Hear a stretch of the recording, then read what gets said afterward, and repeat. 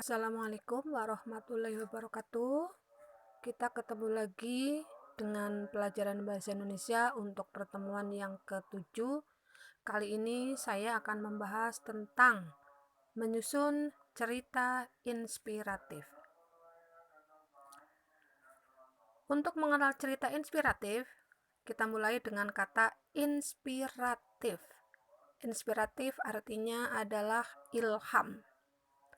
Nah, kalau kita lihat berarti teks cerita inspiratif adalah bahan tertulis yang digunakan sebagai media untuk mendapat ilham, ide, gagasan yang dapat menambah semangat dalam mencapai tujuan yang diharapkan.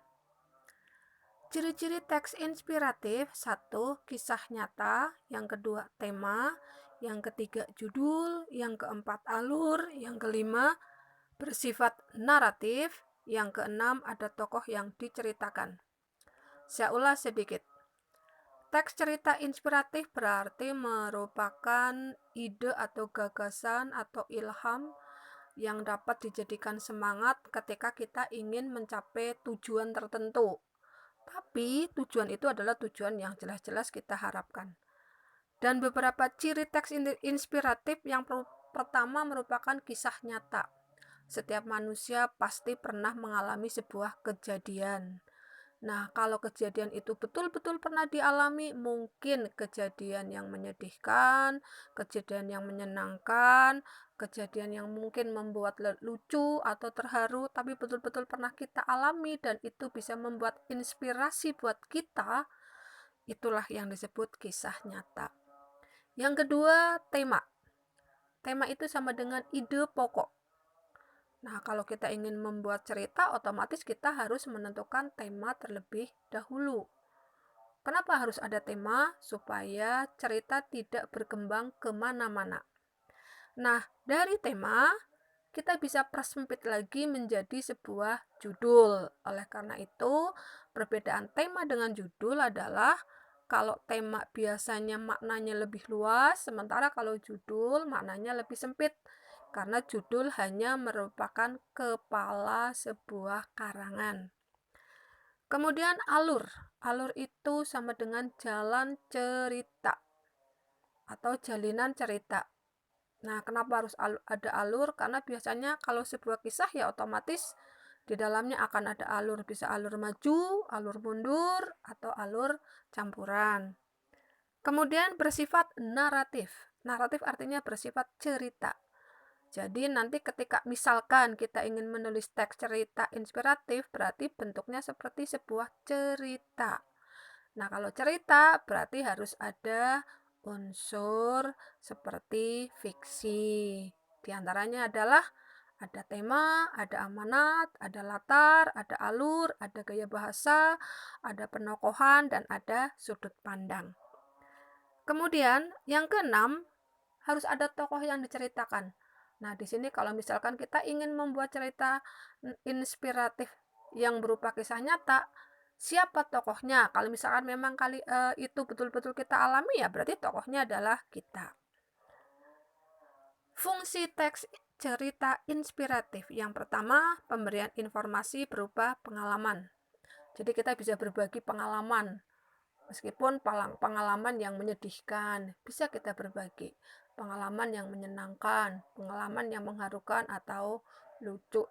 Mungkin pengalaman yang paling berkesan yang tidak pernah bisa kita lupakan.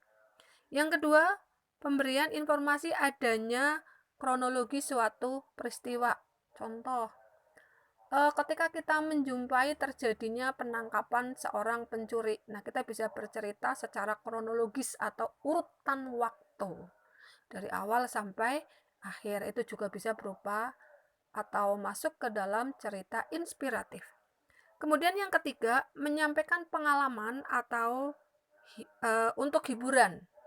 Nah, misalkan kita menceritakan pengalaman yang lucu, otomatis ketika dibaca orang lain dan membuat tertawa, berarti kita sudah bisa menghibur. Yang keempat, menceritakan kenyataan suatu kejadian. Seperti yang saya katakan tadi, bahwa kalau misalkan kita ada pengalaman yang berkesan kita ceritakan, atau kita melihat sesuatu yang betul-betul terjadi kita ceritakan, itulah yang disebut kejadian. Kemudian, cerita inspiratif bisa ditemukan dalam bentuk karya sastra seperti novel, cerpen, roman, biografi, autobiografi.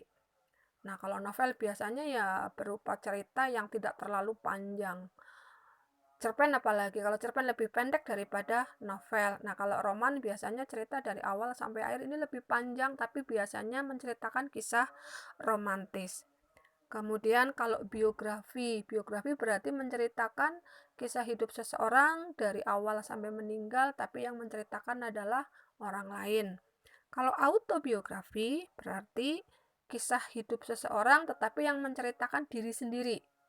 Makanya kalau kalian membuat pengalaman yang ditulis dalam buku diari, nah kalau ditulis dari kecil sampai kalian meninggal dunia, itulah yang disebut autobiografi. Cerita narasi di sini dibagi menjadi dua. Ada narasi fiksi, berisi imajinasi penulis. Kalau fiksi berarti fiktif, tidak pernah terjadi. Yang kedua, ada narasi non-fiksi. Nah, kalau non-fiksi ya berarti berupa kisah nyata atau kisah-kisah yang betul-betul pernah terjadi. Model teks cerita inspiratif. Yang pertama, narasi informatif atau ekspositoris. Di sini menyampaikan informasi mengenai peristiwa atau kejadian. Yang kedua, narasi artistik. Menyampaikan informasi berupa pengalaman secara estetis, berupa cerita fiksi atau non-fiksi yang menggunakan bahasa figuratif atau kiasan. Jadi perbedaannya adalah kalau ekspositoris berarti kejadian yang nyata, kalau artistik ini bisa nyata atau imajinasi, tetapi menggunakan bahasa yang lebih indah atau ada kalimat yang berbentuk majas atau kiasan. Struktur teks inspiratif. 1. Ada orientasi. Biasanya di dalamnya ada penjabaran waktu, tempat, tokoh, watak, atau apa yang terjadi. Yang kedua, komplikasi. Menceritakan kejadian penting atau pemicu konflik. Yang ketiga, resolusi. Resolusi berarti konflik menemukan penyelesaian. Jadi di dalamnya penurunan konflik atau permasalahan atau sudah ada solusi. Yang keempat, reorientasi. Pesan moral. Biasanya ini tidak terdapat dalam paragraf. Kita bisa menemukan reorientasi berdasarkan kalimat yang sudah kita baca, baru kita ambil sebuah kesimpulan, oh pesannya ini. Nah, makanya di sini ada kata tidak tertulis ya, tidak terdapat di dalam teks. Ciri kebahasaan teks inspiratif. Yang pertama, kata atau kalimat deskriptif. Berarti yang dipakai adalah kalimat yang menggambarkan sesuatu. Karena kalau deskriptif berarti ya betul-betul menggambarkan seperti apa adanya. Yang kedua, kata-kata ekspresif. Kata-kata ekspresif ya berarti kata-kata yang betul-betul memunculkan sesuatu. Kemudian yang ketiga, majas. Majas berarti sama dengan gaya bahasa yang dipakai. Kemudian langkah-langkah menulis teks cerita inspiratif. Yang pertama, menetapkan ide. Yang kedua, mengembangkan ide. Yang ketiga, melakukan pengamatan. Yang keempat, mengembangkan kerangka tulisan. Yang kelima, menggunakan alur atau rangkaian cerita. Demikian pelajaran bahasa Indonesia kali ini, semoga bermanfaat. Tetap semangat, tetap jujur, tetap disiplin, dan tetap mengerjakan tugas atau latihan, karena itu sebagai bentuk pertanggungjawaban seorang siswa terhadap gurunya, dan pertanggungjawaban siswa karena masih terdaftar sebagai pelajar di SMP Darussalam. Sekian, Assalamualaikum warahmatullahi wabarakatuh.